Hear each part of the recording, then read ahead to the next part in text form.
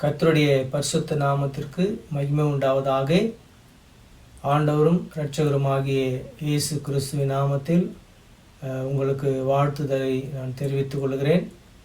இப்பொழுதும் south Korea தேசத்திலிருந்து இந்த செய்தியை உங்களோடு பகிர்ந்து கொள்ளலாம் என்று சொல்லி ஒரு 15 நிமிட செய்தியை உங்களுக்காக நான் அனுப்புகிறேன். கர்த்தர் உங்களை ஆசீர்வதிப்பாராக.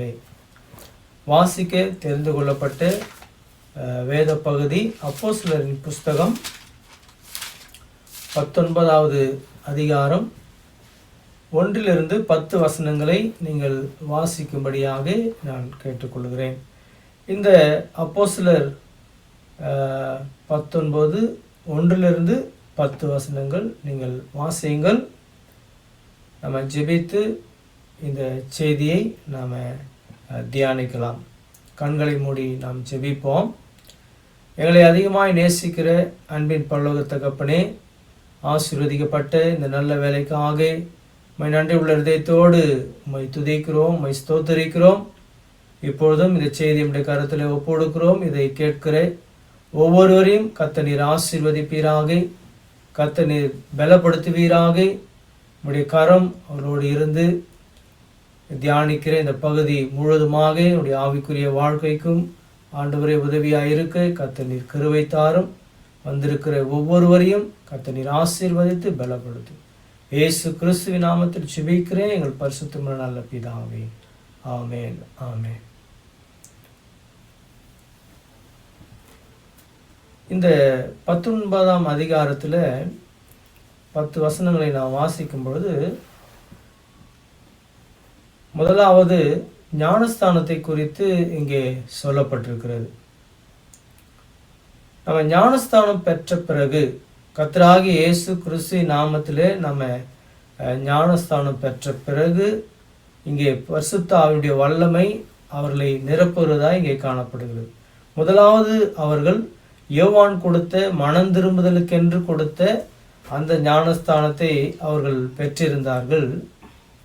ஆனால் பரிசுத்த ஆவியினுடைய நிரப்புதல் அபிஷேகம் உண்டென்று அவர்கள் கேள்விப்படவே இல்லை என்று சொல்லி அங்கே நாம் பார்க்கிறோம். அதன் பிறகு அப்பொழுது 3ஆம் வசனத்தில் நாம் வாசிக்கும் பொழுது, அப்பொழுது அவன், அப்படியானால் நீங்கள் எந்த ஞானஸ்தானம் பெற்றீர்கள் என்றான். அதற்கு அவர்கள் யோவான் கொடுத்த ஞானஸ்தானம் பெற்றோம் என்றார்கள். அப்பொழுது பவுல், யோவான் தனக்கு பின் வருகிறவராகிய கிறிஸ்து இயேசுவில் விசுவாசிகளாய் இருக்க வேண்டும் என்று ஜனங்களுக்கு சொல்லி மனம் திரும்புதலுக்கு ஏற்ற ஞானஸ்தானத்தை கொடுத்தானே என்றார். அதை கேட்ட பொழுது அவர்கள் கர்த்தராகிய இயேசுவின் நாமத்திலே ஞானஸ்தானம் பெற்றார். அதற்கு பிறகு பாருங்க, அல்லாமலும் பவுல் அவர்கள் மேல் கைகளை வைத்த போது பரிசுத்த ஆவி அவர்கள் மேல் வந்தார். அப்பொழுது அவர்கள் அந்நிய பாஷைகளை பேசி தீர்க்க தரிசனம் சொன்னார்கள் என்று நாம் பார்க்கிறோம். முதலாவது நாம் அறிந்து கொள்ள வேண்டிய காரியம் என்ன? ஞானஸ்தானம் பெற்ற அனைவரும் பரிசுத்த ஆவியுடைய அபிஷேகத்தை நாம் பெற்றிருக்க வேண்டும். அந்நிய பாஷையில பேசுகிறதும் தீர்க்க தரிசனம் சொல்லுகிறதும் ஒரு ஆவிக்குரிய அபிஷேகத்தை பெற்றவர்களுக்குரிய ஒரு அடையாளமாக கற்றுக் கொடுக்கிறார். இங்கே பவுல் அவள் மேல் கைகளை வைத்த பொழுது பரிசுத்த ஆவியானவர் வந்தார் என்று சொல்லப்படுகிறது. ஸோ நம் மீதும் பரிசுத்த ஆவியானவர் என்ன செய்கிறார்? வந்து நம்மோடு தங்குகிற ஒரு நபராக, நமக்குள் வாசம் பண்ணுகிற ஒரு நபராக இருக்கிறார். 1 கொரிந்தியர் 3:16 படி, நீங்களே தேவனுடைய ஆலயமாய் இருக்கிறீர்கள், தேவ ஆவியானவர் உங்களுக்குள் வாசமாயிருக்கிறதை இன்னும் அறியாது இருக்கிறீர்களா என்று சொல்லி அங்கே பவுல் கொரிந்து சபையில் கேட்கிறதை நாம் பவுல் பாருங்க. எல்லா இடத்துலையும் இங்கே கூட பாருங்க என்ன சொல்றாரு? நீங்கள் விசுவாசிகளான போது பரிசுத்த ஆவியை பெற்றீர்களா? ஸோ பரிசுத்த ஆவியினுடைய நிறைவு பெறுதல் மிக முக்கியமானது என்று பவுல் அநேக இடங்களில் சுட்டி காட்டுகிறதை நாம் பார்க்கிறோம். எல்லா சபை விசுவாசிகளான பொழுது ஞானஸ்தானத்தை பெற்ற பிறகு அடுத்ததாக நாம் பெற வேண்டிய ஒரு அடையாளம், விசுவாசிக்கென்று இருக்க வேண்டிய ஒரு அடையாளம் பரிசுத்த ஆவியுடைய அபிஷேகம். ஸோ இதை பெற நாம் வாஞ்சிக்கிற நபர்களாக இருக்க வேண்டும். அதற்கு நாம் என்ன செய்ய வேண்டும் என்று சொன்னால், நாம் ஜெபித்து வாஞ்சியோடு தாகம் உள்ளவன் மேல் தண்ணீரையும் வறண்ட நிலத்தில் ஆறுதலையும் ஏற்படுத்துகிற தேவன் நம் தேவன். நமக்கு வாஞ்சி இருக்கும் என்று சொன்னால் தேவன் நம்மை அவருடைய ஆவின் ஆசீர்வாதத்தினாலே நம்மை முழுவதுமாய் நிரப்புகிற தேவனாய், நமக்குள்ளே நம்ம விசுவாசம் வந்த உடனே ஆண்டவர் நமக்குள்ளே பிரவேசிக்கிறார். அது ஒரு பக்கம் என்று சொன்னால், இதோ வாசப்படியில் நின்று கதவை தட்டுகிறேன், ஒருவன் என் சத்தத்தை கேட்டு கதவை திறப்பான் என்று சொன்னால் நான் அவனுக்குள் வாசம் பண்ணுவேன் என்று சொல்லி, நான் அவனோட போஜனம் பண்ணுவேன், அவனும் என்னோட போஜனம் பண்ணுவான் என்று ஆண்டவர் சொல்லியிருக்கிறார். ஸோ நாம் எப்போ விசுவாசிக்கிறோமோ அப்பொழுதே தேவன் நமக்குள்ளே வாசமாக இருக்கிறார். அது ஒரு பக்கம். ஆனாலும் ஆவியுடைய அபிஷேகம் நமக்கு நிச்சயமாய் தேவை. அபிஷேக வல்லமை இருந்தால் தான் நம்ம அவருக்கு சாட்சியாய் நிற்க முடியும். அதுதான் அப்போஸ்தலர் 1:8 நாம் வாசிக்கிறோம். பரிசுத்த ஆவி உங்களிடத்தில் வரும் பொழுது நீங்கள் பலனடைந்து என்று சொல்லப்படுது. ஸோ நமக்கு பலன் வேண்டும். எதுக்கு பலன் வேண்டும்? ஒரு ஆவிக்குரிய வாழ்க்கையை வாழணும், கர்த்தருடைய பிள்ளையாக வாழணும், ஜெபிக்கணும், ஆராதிக்கணும். ஸோ தேவ ராஜ்யத்துக்கென்று நாம் வாழணும் அப்படின்னு சொன்னால் நிச்சயமாக ஆவிக்குரிய அபிஷேகம் நமக்கு தேவை. இங்கே அதன் பிறகு என்ன செய்தி அவர்களுக்கு கொடுக்கிறார் என்று சொன்னால், என்ன செய்தி முதல்ல கொடுத்திருப்பார்? இங்கே கர்த்தராகிய இயேசுவின் நாமத்தில் ஞானஸ்தானம் கொடுத்தார். அதுக்கு முன்னாடி, இந்த வசனத்துக்கு முன்னாடி 5ஆம் வசனத்துக்கு முன்பதாக பார்க்கும்பொழுது கண்டிப்பாக அவங்களுக்கு முதல்ல பிரசங்கம் பண்ணியிருப்பார். என்ன அப்படின்னு சொன்னால், இயேசுவானவரே கிறிஸ்து என்று சொல்லி கிறிஸ்துவை குறித்ததான பிரசங்கத்தை அவர் கொடுத்து விட்டு, அதன் பிறகு ஏன்னா இங்கே 5ஆம் வசனத்தில் அதை கேட்ட பொழுது என்று சொல்லி அங்கே சொல்லப்படுகிறது. ஸோ ஒரு பிரசங்கத்தை அவர்கள் கேட்டு ஆண்டவராகிய இயேசுவின் நாமத்திலே ஞானஸ்தானம் பெற்று, அதன் பிறகு பவுல் அவர் மேலே கைகளை வைத்த பொழுது பரிசுத்த ஆவியானவர் வந்து அவர்களை நிரப்புகிறார். ஸோ இதிலிருந்து அறிந்து கொள்ள வேண்டிய காரியம் என்ன? நமக்கு பரிசுத்தாவின் வல்லமை தேவை. நமக்கு அநேக நேரங்களில் பலவீனங்கள், அவிசுவாசம், ஜெபிக்க முடியாமல் இருக்கிறது, அல்லது மற்றவரிடத்துல ஜெபத்திற்கு ஓடுறது, பயப்படுறது, இதெல்லாம் பார்த்தீங்கன்னா ஏன் நடக்குது அப்படின்னு சொன்னால், நமக்குள்ள பரிசுத்தாவின் வல்லமை அபிஷேகம் இல்லாதது தான் அதுக்கு காரணம்.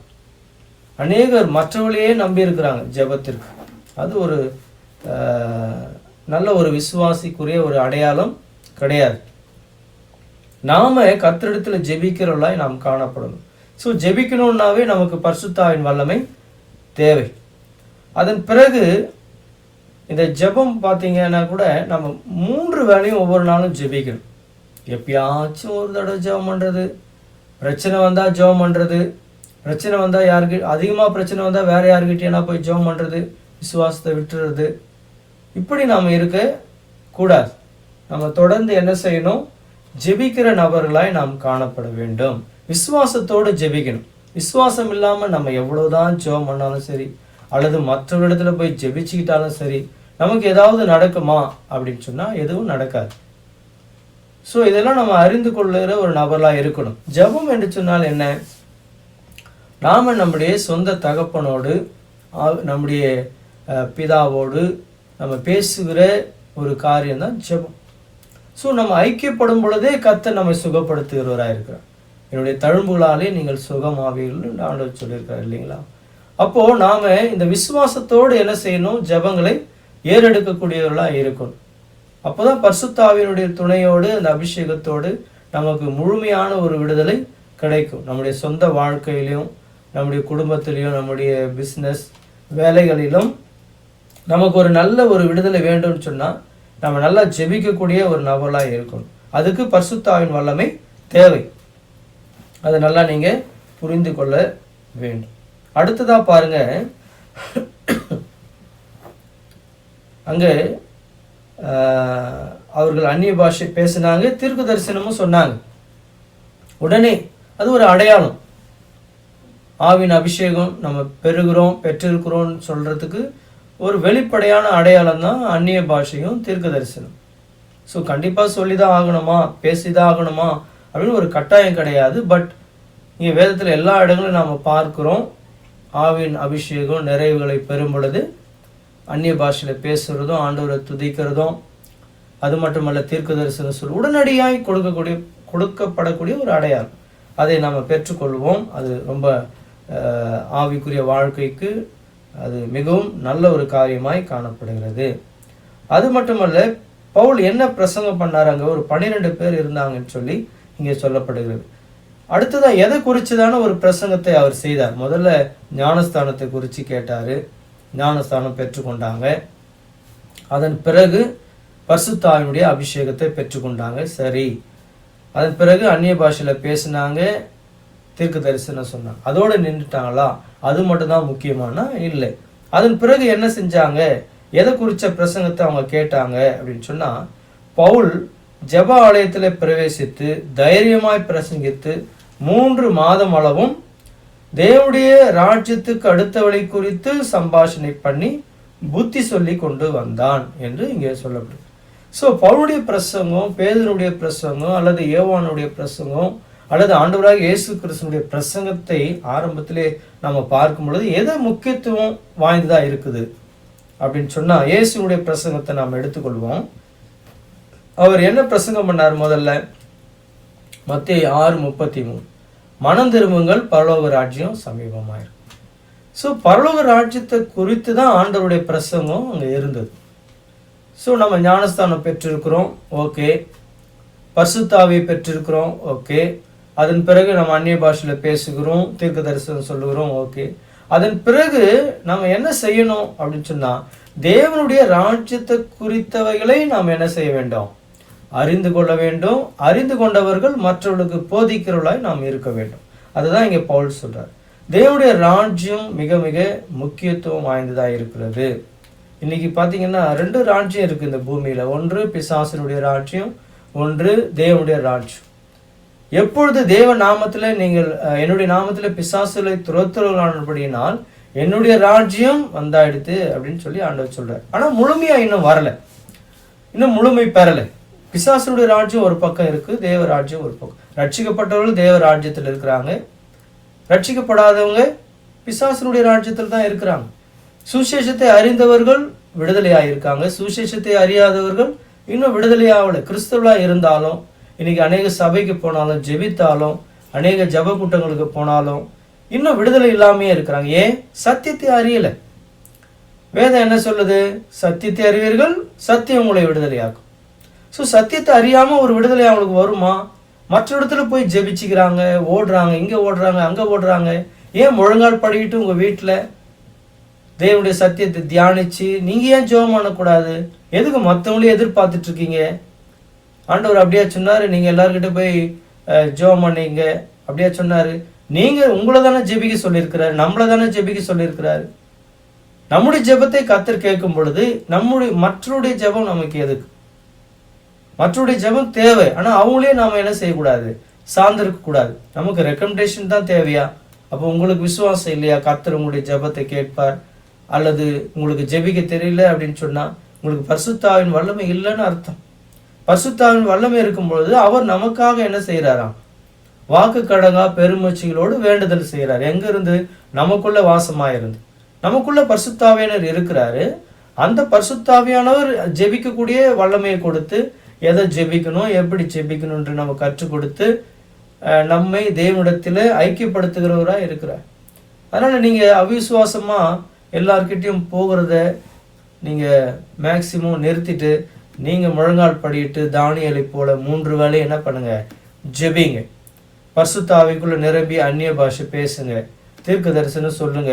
மற்றவருடைய தீர்க்க தரிசனத்தை ஏன் தேடி ஓடுறீங்க?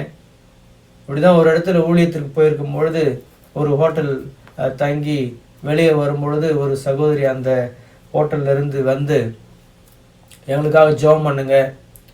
சரி, ஜெபம் பண்ணுறோம். அதன் பிறகு அவங்க ஒரு கேள்வி கேட்டாங்க. என்ன கேட்டாங்க தெரியுமா?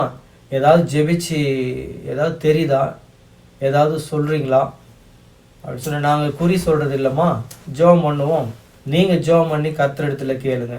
பாருங்க, அநேக கிறிஸ்தவங்கள் கர்த்தர் ஏதாவது சொல்லுவாரா? எல்லாத்தையும் வேதத்தில் சொல்லியிருக்கிறார். ஆனால் இன்னைக்கு நிறைய பேர் என்ன செஞ்சிட்டு இருக்கிறாங்க, கர்த்தர் ஏதாவது சொல்லுவாரா அப்படின்னு சொல்லி மற்றொரு போய் தலையை கொடுத்து ஜெபிச்சு குறி சொல்ற மாதிரி கேட்டுட்டு இருக்காங்க. அவங்களுக்கும் இவங்களுக்கும் என்ன வித்தியாசம் பாருங்க. நாம கர்த்தருடைய பிள்ளைங்க, நாம என்ன செய்யணும்? நாம தான் ஜெபிக்கணும். நாம கர்த்தரிடத்துல ஜெபித்து காரியங்களை கர்த்தர் வாய்க்க செய்வார் நேரடியா.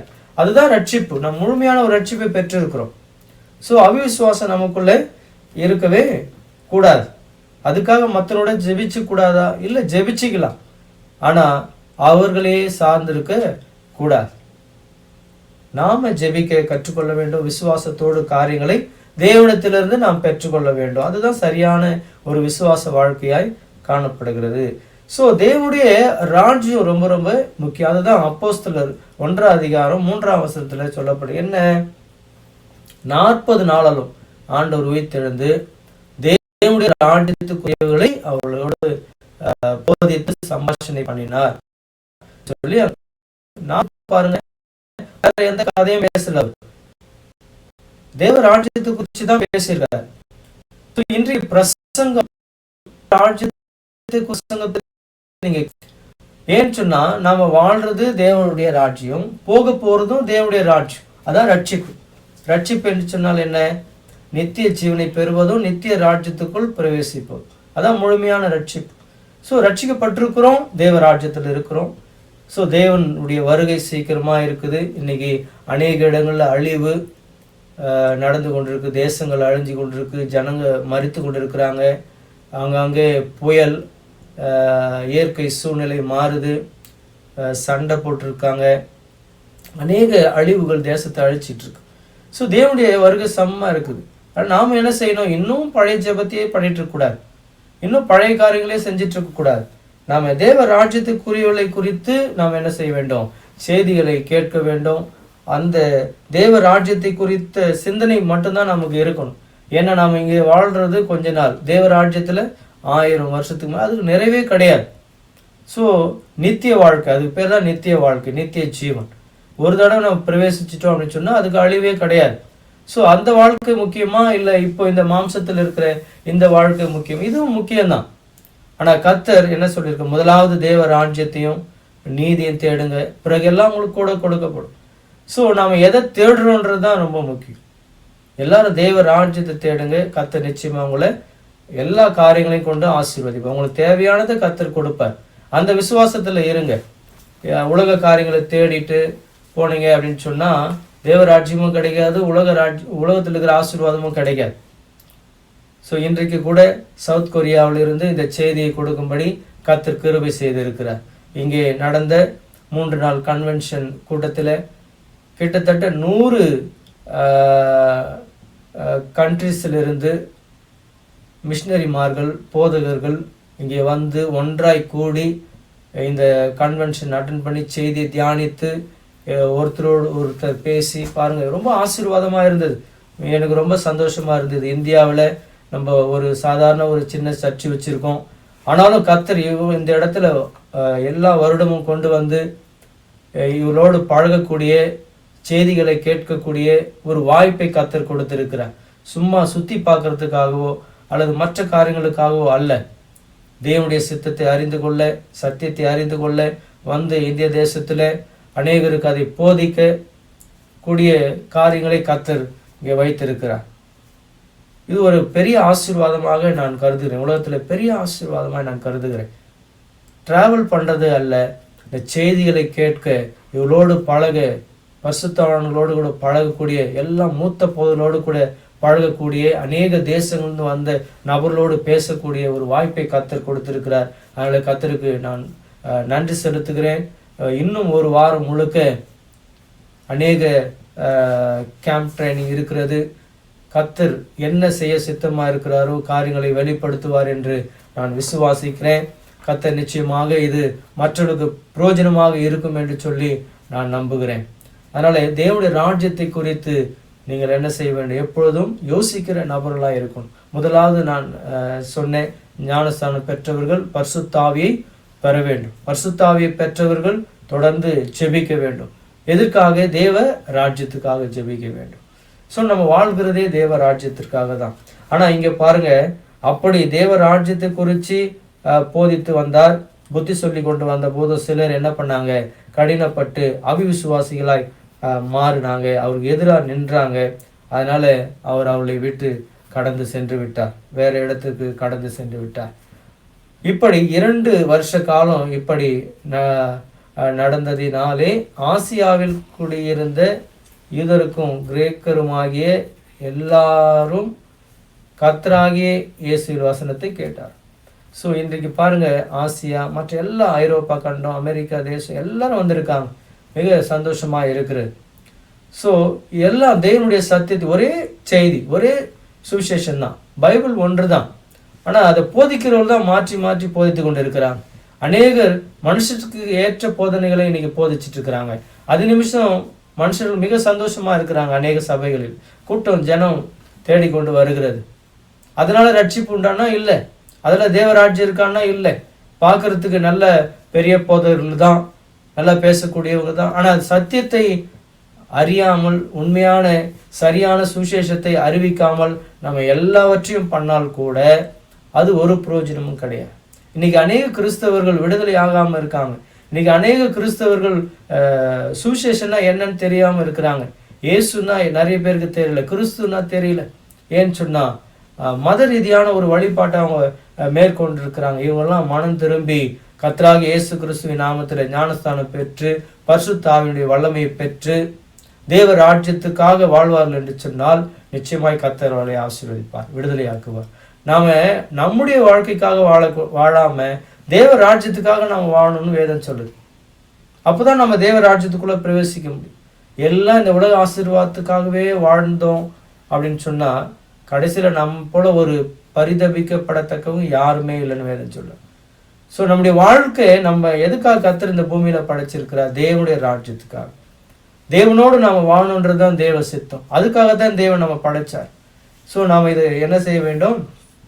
அறிந்து கொள்ள வேண்டும். இன்னைக்கு அநேகர் அறியாமல் இருக்கிறாங்க. இயேசுவே கிறிஸ்து என்று நிறைய பேர் இன்னைக்கு தெரியாமல் இருக்காங்க, நிறைய பேர் அறிவிக்காம இருக்கிறாங்க. இயேசு என்று சொன்னால் ரட்சகர், கிறிஸ்து என்று சொன்னால் அபிஷேகம். என்ன அபிஷேகம்? 3 விதமான அபிஷேகத்தை இயேசு பெற்றிருந்தார். அவர் உண்மையான ராஜா, உண்மையான தீர்க்கதரிசி, உண்மையான ஆசாரியர். உண்மையான ராஜா என்ற இந்த அபிஷேகத்துல ஆதியில் உண்டான அந்த 3 அடிப்படை பிரச்சனையை கர்த்தர் நீக்கினார். என்ன பிரச்சனை உண்டானது? ஏவாள் அந்த சாப்பிடக்கூடாது என்று சொன்ன அந்த கனியை சாப்பிட்ட உடனேயே 3 பிரச்சனை உண்டானது. என்ன பிரச்சனை? பிசாசினால அந்த கனியை சாப்பிட்டாங்க, அதனால பிசாசினுடைய பிரச்சனை. கனியை சாப்பிட்டு தேவனுடைய வார்த்தையை மீறினதுனால அவர்கள் என்ன செய்தார்கள்? தேவனுடைய உடன்படிக்கையை மீறினாங்க. ஸோ அது மிகப்பெரிய பாவமாய் கருதப்படுகிறது, பாவ பிரச்சனை. 3வது, பாவம் செய்ததுனால தேவனோடு இருக்க முடியாது, அதனால தேவனை விட்டு பிரியக்கூடிய ஒரு பிரச்சனை, பிசாசு, பாவம், பிரிவினை. இதை நீக்க கிறிஸ்து தான் வரணும் இந்த பூமிக்கு. அதனாலதான் ஆண்டவர் உடனே ஆதியாகமம் 3:15 வாக்கு பண்ணார். என்ன வாக்கு? உனக்கும் ஸ்திரீக்கும் உன் வித்துக்கும் அவன் வித்துக்கும் பகை உண்டாக்குவேன், அவர் உன் தலையை நசுக்குவார், நீ அவர் குதிங்காலை நசுக்குவார். ஸோ இதுதான் கிறிஸ்து வாக்கு பண்ணப்பட்ட முதல் சுவிசேஷ வசனம், ஒரிஜினல் காஸ்பல். ஸோ கிறிஸ்து என்று சொன்னால் அபிஷேகம் பண்ணப்பட்டவர். அவர் ராஜாவாய் இருந்து இந்த பொய்யான பிசாசாகிய இந்த சாத்தானை சிலுவையில காலால் மிதித்து ஜெயித்தார். இந்த பாவ பிரச்சனையை அவர் பரிசுத்த ரத்தத்தை சிந்தி சிலுவையில பாவம் முழுக்க ஒரு ஆசாரிய அபிஷேகம் பெற்று எல்லா பாவத்தையும் அவர் நீக்கினார். 3வது, அவர் உண்மையான தீர்க்க தரிசன இந்த அபிஷேகத்துல இந்த தேவனோடு சேரக்கூடிய வழியை நமக்கு காட்டினார். அதனாலதான் சிலுவையில அறைந்த பிறகு தேவாலயத்தினுடைய திரைச்சில 2ஆ கிழிஞ்சி நமக்கும் தேவனுக்கும் இடையே அந்த பிரிவினை நீக்கி தேவன் நம்மை அவரோடு இணையக்கூடிய ஒரு வாய்ப்பை தேவன் கொடுத்தார். இதுதான் யோவான் எழுதின சுவிசேஷம் 14ஆம் அதிகாரம் 6ஆம் வசனம் சொல்லுகிறது. நானே வழியும் சத்தியமும் ஜீவனுமா இருக்கிறேன். வழி என்றால் தீர்க்கதரிசி, சத்தியம் என்று சொன்னால் அவர்தான் ஆசாரியர், உண்மையான ஆசாரியர். ஜீவன் என்று சொன்னால் ஒரு ராஜா தான் ஜீவனை கொடுக்க முடியும், உண்மையான ராஜா. நான் இந்த தேசத்தில் இருக்கிற ராஜாக்களை சொல்லலை. ஸோ இதுதான் தேவன் சொன்னது. ஸோ என்னை இல்லாமல் ஒருவனும் பிதாவிடத்தில் வர முடியாது. யாரெல்லாம் இயேசுவை கிறிஸ்து என்று விசுவாசிக்கிறார்களோ அதுதான் சரியான விசுவாசம். 1 யோவான் 5:1 படி இயேசுவானவரே கிறிஸ்து என்று விசுவாசிக்கிற அவனும் தேவனால் பிறந்திருக்கிறான். ஸோ நிறைய பேர் இதை விசுவாசிக்கிறது இல்லை பாருங்க. அப்படி விசுவாசிக்காதவங்க தேவனுடைய பிள்ளை அப்படி மாற முடியும். இதுதான் சரியான விசுவாசம், சரியான சுவிசேஷம். அதுதான் பேதுரு மத்தேயு 16:16 அறிக்கை செய்தார், நீ ஜீவனுள்ள தேவனுடைய குமாரனாகிய கிறிஸ்து என்று. ஸோ யாரெல்லாம் இயேசுவை கிறிஸ்து என்று விசுவாசிக்கிறாங்களோ, அறிக்கை செய்கிறார்களோ, அவர்கள் தான் சரியான விசுவாசத்தை உடையவர்கள், சரியான சத்தியத்தை அறிந்தவர். கிறிஸ்துவுக்குள் மிகவும் பிரியமானவர்களே, நீங்களும் என்ன செய்யுங்க, இந்த சத்தியத்தை அறிந்து கொள்ளுங்கள். கர்த்தர் உங்களை ஆசீர்வதிப்பார். ஸோ தேவ ராஜ்யத்துக்காக வாழுங்க, நமக்காக வாழாதீங்க. நம்முடைய வாழ்க்கையை கர்த்தர் பார்த்து கொள்வார். ஸோ தேவனுக்காக வாழுங்க, கர்த்தர் உங்களை நிச்சயமாய் ஆசீர்வதிப்பார். கண்களை மூடி நாம் ஜெபிப்போம். எங்களை அதிகமாய் நேசிக்கிற அன்பின் பரலோக தகப்பனே, நேரத்தில் இந்த செய்திக்காக உமக்கு நன்றி செலுத்துகிறோம். இதை கேட்கிற ஒவ்வொருவரையும் கர்த்தர் நீர் ஆசீர்வதியும். தொடர்ந்து தேவ நாமம் மகிமைப்படட்டும். உடைய ராஜ்யம் இந்த பூமியில ஸ்தாபிக்கப்பட கட்டப்பட நாங்கள் ஜெபிக்கிறோம். எல்லா துதி கன மகிமை உமக்கு ஏறெடுக்கிறோம். இயேசுவின் நாமத்தில் ஜெபிக்கிறேன் நல்ல பிதாவே, ஆமேன் ஆமேன். கர்த்தருக்கு ஸ்தோத்திரம். கர்த்தர் உங்களை ஆசீர்வதிப்பாராக. ஆமேன்.